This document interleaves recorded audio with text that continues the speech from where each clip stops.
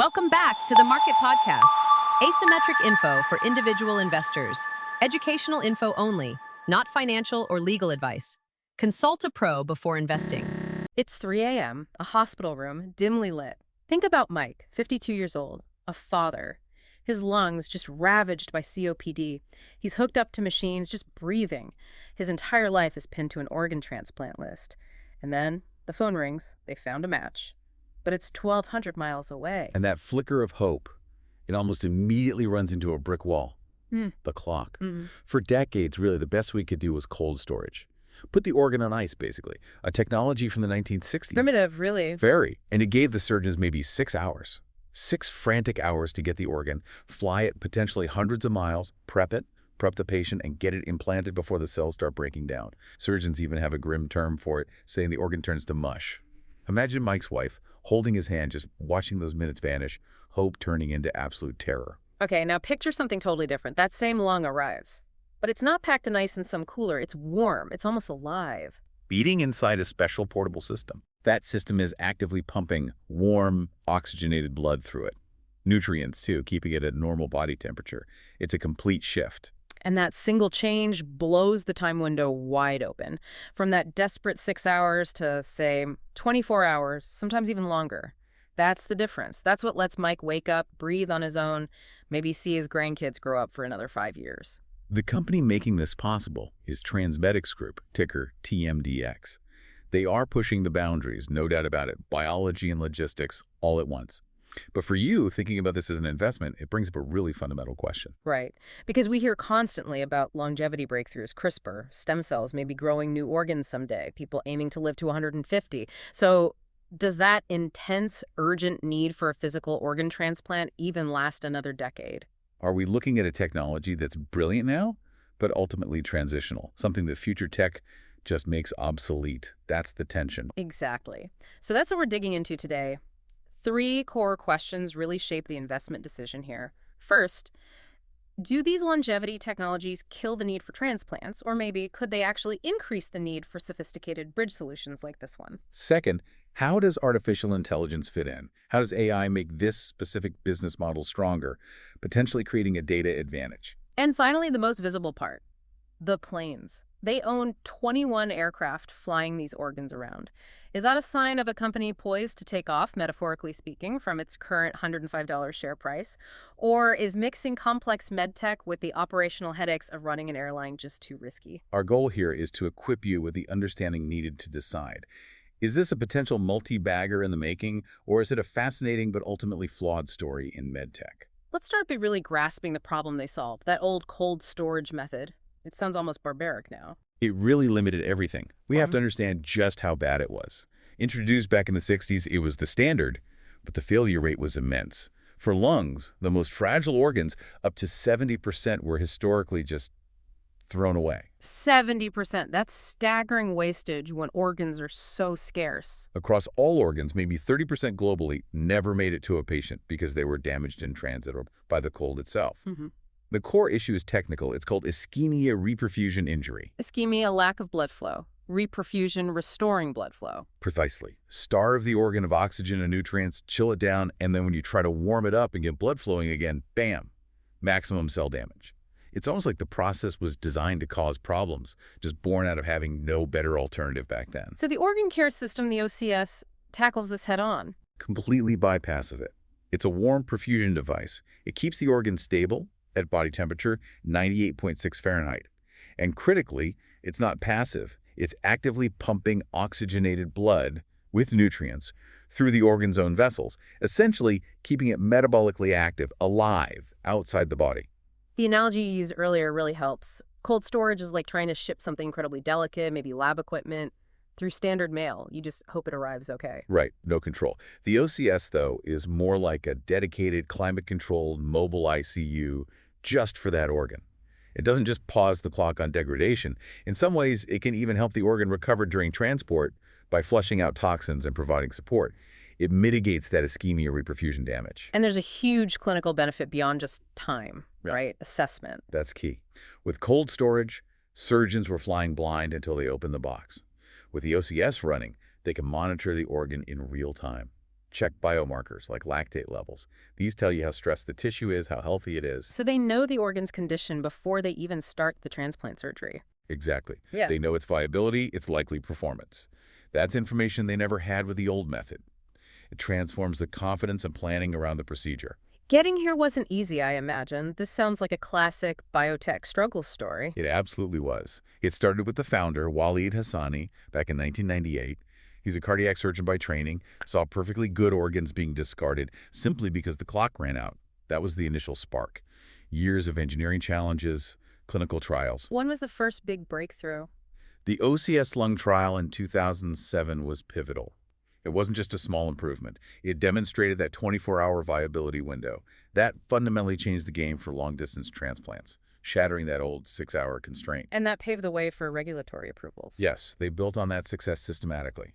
FDA approval for lung came in 2016, then heart in 2019, and liver followed in 2021. And that 2019 heart approval included something really important, didn't it? DCD organs. Yes, donation after circulatory death. DCD. This was massive. These are organs from donors whose hearts have stopped beating before organ recovery.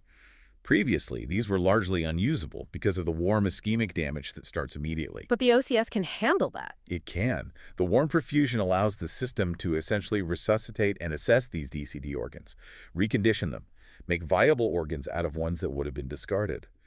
This significantly expands the potential donor pool. So better technology plus access to more organs, that translates to market share. Directly. You saw their share across all the organs they serve climb. It went from about 13.8% in full year 2023 up to nearly 21% just a year later in 2024. And a huge part of that story isn't just the device, it's the service they built around it. Let's talk about that business model. It moves beyond just selling a machine. Right, it's integrated. They don't just ship you an OCS device and say, good luck. They sell an outcome. We called it Uber for organs earlier, but it's more complex, layered with specialized medical support. How does the revenue actually work then? Okay, so they do sell the OCS hardware itself, the durable machine. But the real engine, the predictable revenue, comes from the disposables. These are the single-use kits needed for every single transplant case using the OCS. And those aren't cheap. No, they run about $45,000 per kit. But the strategic move was bundling everything together, the device, the kit, the support, into one comprehensive service. That's the National Organ Care System program, or NOP. Correct. They launched NOP, really pivoted the whole company strategy in 2021. That was the inflection point. It changed them from just a medical device maker into this end-to-end high-touch service provider, logistics, technology, people. What does NOP actually provide to a hospital, a transplant center? It's turnkey. A hospital calls them, says we have a potential organ and a recipient. NOP takes over. They provide the OCS device, the disposable kit for that specific organ, a team of highly trained perfusionists who fly with the organ, managing it inside the OCS. And the dedicated air transport. The jets. They handle the entire chain, from the donor hospital right to the recipient's operating room. It removes all the logistical burden and complexity from the transplant center. The financial impact of creating that ecosystem must have been dramatic. Astronomical is barely the word. Before NOP really scaled, TransMedics revenue was around $30 million in 2021. After the pivot, leveraging this service model, revenue hit $442 million in full year 2024. Wow, that's, let me do the math, over 1,300% growth. Oh, 1,373%. Yeah. Almost entirely driven by the adoption and scaling of this NOP service model. And for investors, that service model means predictability. Huge predictability. By full year 2024, about 73% of their total revenue came from these service streams. The kits, the program fees, it's sticky, it's recurring. That service revenue has been growing at a 160% compound annual growth rate, a CAGR, since 2022. Yeah. Much more stable than relying purely on selling big capital equipment. Okay, but let's push on the riskiest, most visible part. The planes. Owning 21 jets. That's basically running an airline alongside a medtech company. Massive fixed costs, regulations, operational complexity. Why not just charter flights when needed? Isn't owning the fleet an unnecessary risk? It's a fair challenge, and it gets right to the heart of their competitive strategy.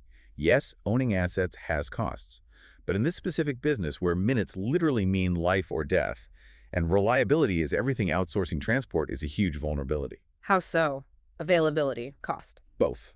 Charter availability isn't guaranteed 24/7, 365, especially for flights needed on very short notice to sometimes remote locations, and charter costs fluctuate wildly. By owning the fleet, TransMedics locks in control over about 79% of their NOP missions. So they reduced their reliance on third parties significantly. Massively. They went from relying on charters for maybe 80% of flights down to just 21%. And that vertical integration move, it slashed their overall distribution costs by an estimated 40%. 40% cost reduction by owning the planes. Yes, because they can optimize scheduling, maintenance, crew deployment across their own network.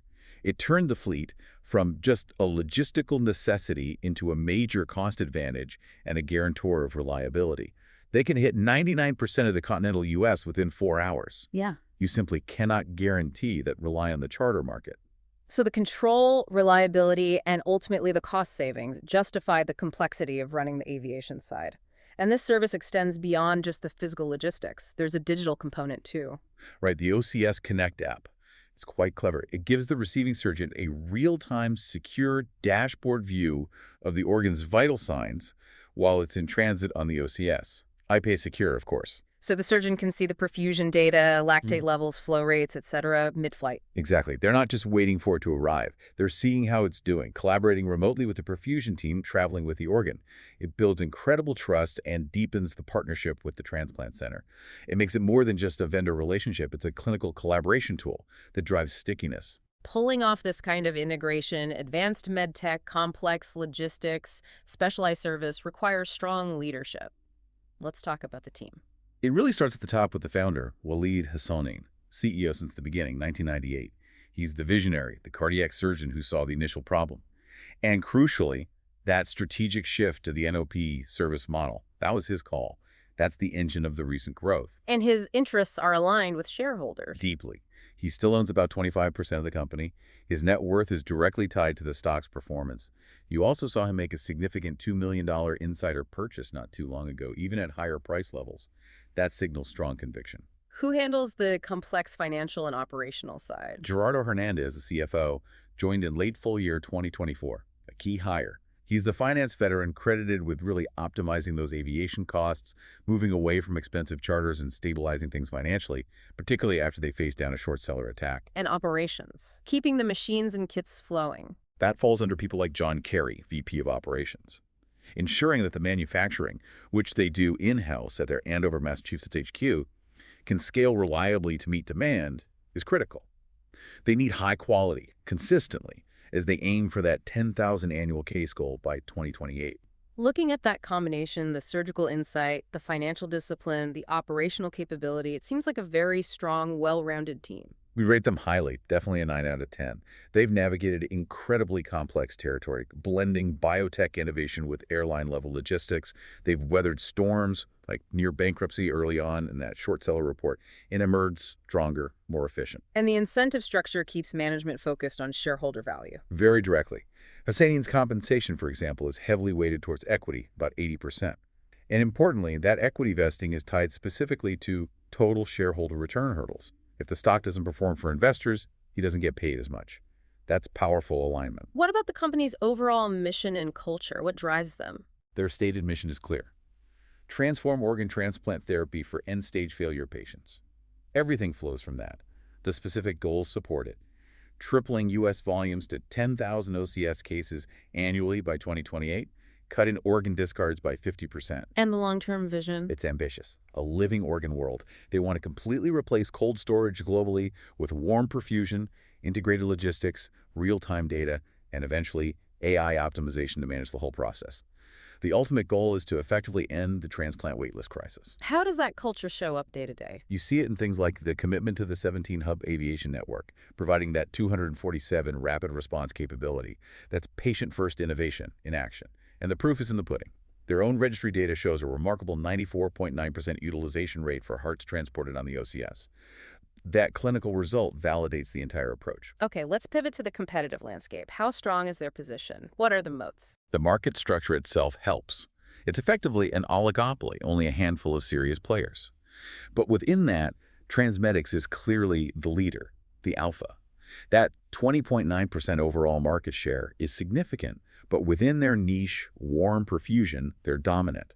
And those FDA exclusives, particularly for DCD heart and liver recovery, give them a near monopoly in those specific growing areas. What's the core competitive advantage then, the main moat? It's what we call the warm plus wings strategy. It's the integration. They own the device technology and the entire service and logistics chain. That combination is incredibly hard for anyone else to replicate. Why can't a big player just copy it? Say, a major medtech company with deep pockets. They could develop or license a warm perfusion device, maybe buy an existing charter company. They could try, but it's a steep, expensive, and slow climb. First, TransMedics has significant intellectual property around the OCS system itself, the perfusion fluids, the protocols, especially the DCD methods. That's one barrier. And the other? More importantly, TransMedics has already gone through the pain and expense of building the operational infrastructure. That 80% vertical integration from making the kits in Andover to flying the planes wasn't cheap or easy to establish, but now that it's built, it gives them powerful economies of scale. Can you quantify that scale advantage? How does it deter competitors? Look at the aviation costs. As their case volume grew, hitting 3,715 cases in full year 2024, the cost per flight dropped significantly. They cut the average aviation cost per case by 40%, from roughly $10,000 down to $6,000. A $4,000 cost advantage per case? Exactly. Multiply that by thousands of cases. A new entrant, starting with zero volume, may be relying on expensive ad hoc charters or trying to build their own small, underutilized fleet, simply cannot compete on cost. TransMedics' fleet utilization is already high, around 85%, and that continues to drive their margins up and costs down. Beyond the physical assets, the planes, the manufacturing there are intangible advantages too, right? Network effects. Absolutely. A powerful indirect network effect. They have over 150 transplant centers using NOP now. The more centers join, the denser their network becomes. Meaning more efficient flight routes. Yes, denser hubs, better scheduling options, shorter flight times, less aircraft downtime. This growth in network density has already helped cut their average organ delivery response times by 30%. In this business, speed is critical, faster delivery, better outcomes. And perhaps the most valuable intangible, the data. That's the data flywheel. It might be their most durable moat long-term. They've collected detailed, anonymized clinical data from over 7,000 OCS transplant cases. What do they do with that data? It feeds their AI algorithms. They use it to constantly refine the OCS perfusion protocols, predict organ viability more accurately, optimize logistics. This proprietary data pool has been shown to directly improve patient outcomes by about 10%. And better outcomes attract more top-tier hospitals. Precisely. It becomes a virtuous cycle. Better data leads to better outcomes, which attracts more leading centers, like the Mayo Clinic, which saw its own case volume jump 25% after adopting NOP, partly due to better organ utilization. That generates even more data, further improving the algorithms. It's a moat that gets deeper with every case they handle. Finally, let's talk about switching costs. Once a hospital is integrated into the NOP system, how hard is it for them to leave? Very hard, for multiple reasons. There are the direct costs. They've invested significant time and money, maybe around $500,000 per center, just training their surgical teams on the OCS device and protocols. That's sunk cost. But there's more than just money, right? The bigger barrier is the clinical risk. If a center were to switch back to traditional cold storage, they'd likely see their organ discard rates jump back up, maybe by 20%. Given the organ shortage and the ethical mandate to save lives, what reputable transplant center would willingly choose a method known to waste more precious organs? So the combination of sunk costs and the clinical superiority locks them in. It leads to extremely high retention, around 95% for the NOP service program. It's very sticky. Looking ahead, where does the growth come from? They've established dominance in heart, lung, and liver with OCS. What's next? They have a clear roadmap with 4 major growth drivers lined up. The first one seems like the biggest immediate opportunity: kidney. Yes, the kidney platform. This is huge. Over 100,000 kidney transplants happen annually in the U.S. alone. It's a massive market compared to heart or lung. They're targeting full year 2027 for FDA approval here. What's the potential market size for OCS kidney? Estimated at around $8 billion just for the kidney application. The clinical need is enormous, and adapting the OCS technology for kidneys is seen as technically less challenging than for hearts or lungs, suggesting a good chance of success. Okay, driver number 2, technology iteration. Continuous improvement. They're not standing still. A next-generation OCS device is already in development, aiming for trials in the third quarter of 2025. It's designed to be lighter, smaller, more portable, and importantly, more deeply integrated with their AI for smarter perfusion management.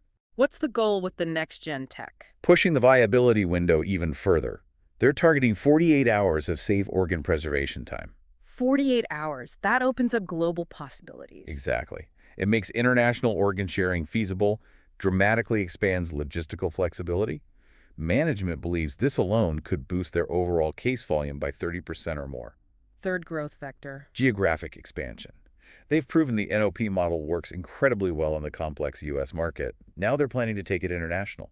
Concrete plans are in place for expansion into the European Union and parts of Asia starting around full year 2026. That represents another $5 billion or so in addressable market potential. And the fourth driver goes back to organ supply. Right, maximizing the use of those DCD donation after circulatory death organs. Their technology is uniquely positioned to assess and utilize these organs that were previously discarded. This could effectively increase the total available donor pool by as much as 50%. More supply means more transplants, directly driving OCS case volume. Okay, this brings us right back to that crucial question from the beginning, the longevity question. All this growth depends on the continued need for transplants.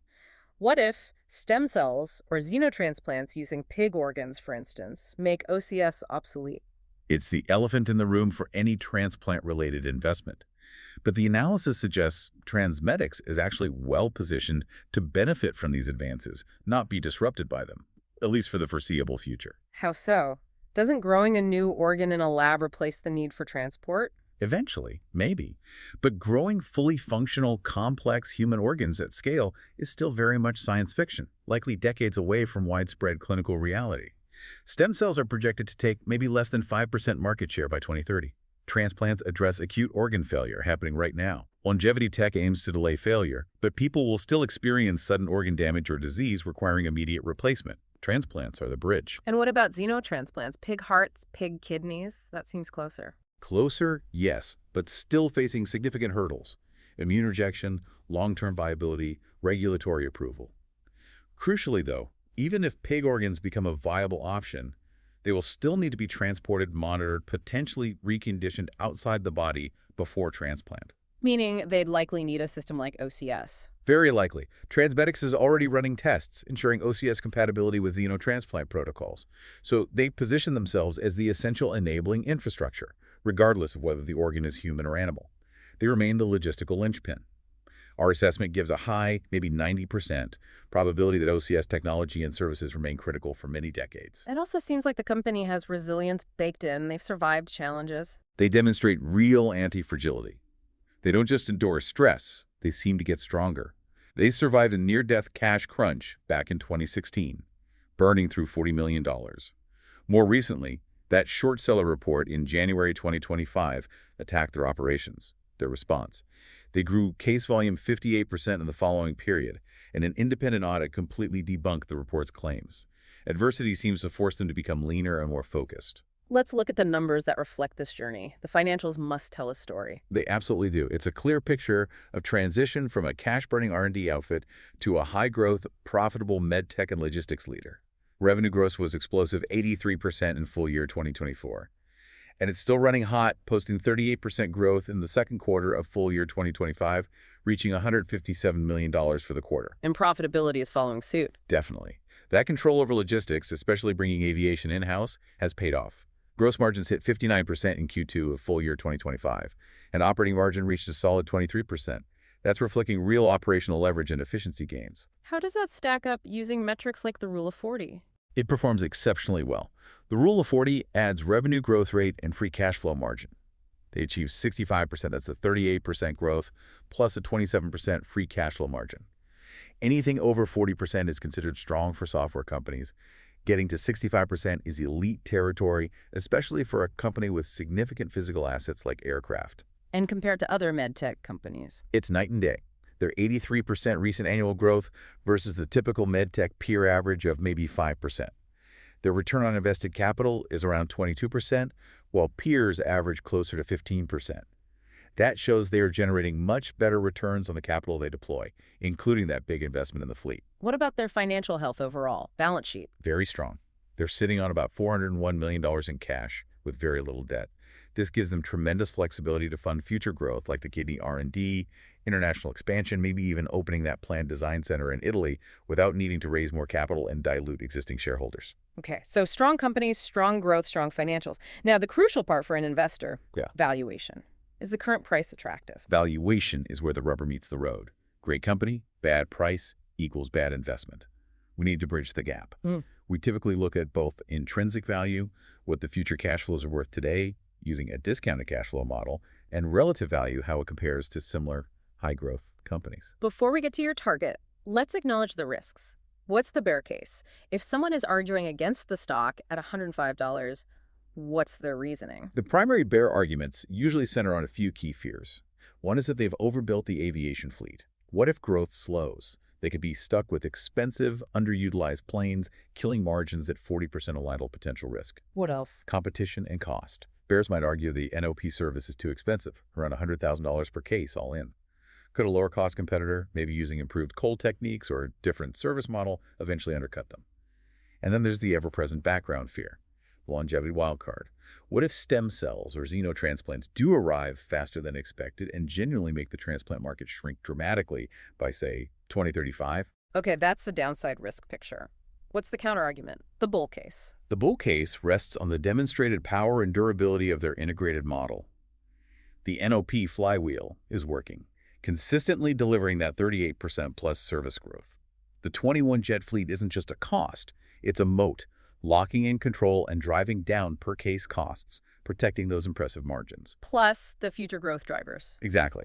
The $8 billion kidney market catalyst is clearly defined and highly probable. The next-gen tech promises further efficiency and volume gains. International expansion adds another layer of growth. And the clinical reality strongly suggests transplants aren't going away anytime soon. They're the necessary bridge for acute care, that 90% probability we discussed. So, weighing the bull and bear arguments, where do you land on intrinsic value? Based on the evidence, the bull thesis appears much more likely to play out, primarily due to the strength of those data and logistical moats. Our analysis, blending the DCF and looking at comparable multiples, suggests an intrinsic value range of approximately $142 to $160 per share. $142 to $160, compared to the current price around $105. Right. It means the stock is currently trading at a significant discount to our estimate of its intrinsic worth. That $105 price offers roughly a 30% margin of safety. Meaning there's a buffer built in. Exactly. It provides some cushion against potential bumps in the road, market fluctuations, or maybe slightly slower execution than hoped. You're potentially buying this high-quality, high-growth asset for considerably less than its underlying value suggests. So let's circle back to the big question we started with. Does longevity tech kill transplant demand? The conclusion seems clear, no. If anything, longevity amplifies the scarcity problem by keeping people alive longer, meaning more potential candidates for transplant when organs eventually fail acutely. TransMedics, with its OCS platform, is the essential bridge technology handling that acute need today and likely for decades to come. And AI and the fleet? AI acts as the accelerator, making the system smarter and outcomes better through data. The owned aviation fleet is the rocket fuel, providing the scale, speed, and cost control needed to dominate the logistics. If you had to boil it down for an investor, what are the two absolute core advantages they are buying with this stock? First, it's an asymmetric data bet. That growing registry of over 7,000 clinical cases is proprietary intelligence. It feeds the AI, demonstrably improves outcomes by 10%, and creates a data moat that gets wider and deeper with every transplant performed. Competitors simply cannot replicate that historical real-world data overnight. And the second core advantage? Execution speed and scale. The ability they showed to build out that 21-jet national logistics network in just 6 months is staggering. It proves operational excellence and immediately locked in cost advantages and service levels that make it incredibly difficult, if not impossible, for competitors to match without massive, risky investment and years of effort. We like to leave listeners with something practical, maybe a way to track the story themselves. There is actually a unique angle here. Because of their close operational relationship with the United Network for Organ Sharing UNOS, the body that manages the U.S. transplant system, TransMedics, has deep integration. But UNOS also publishes public monthly data on overall transplant volumes. So investors can watch that public UNOS data. Yes. Tracking those public monthly UNOS volumes can often give you an early read, an informational edge. Historically, trends in UNOS volumes have been a pretty good leading indicator for TransMedics' own case growth trends, often signaling shifts before the company officially reports its quarterly numbers. Interesting. A way to potentially anticipate results. It's a company that literally figured out how to turn what was once tragic, wasted, discarded organs into a robust, life-saving, and financially successful enterprise. They own the critical infrastructure for advanced organ logistics, and that position looks highly defensible. A fascinating intersection of medicine, logistics, and technology. Thank you for walking us through it. We hope this detailed look helps you, our listeners, make more informed investment decisions. Love this? Drop a like, subscribe, and ring the bell so you never miss a podcast.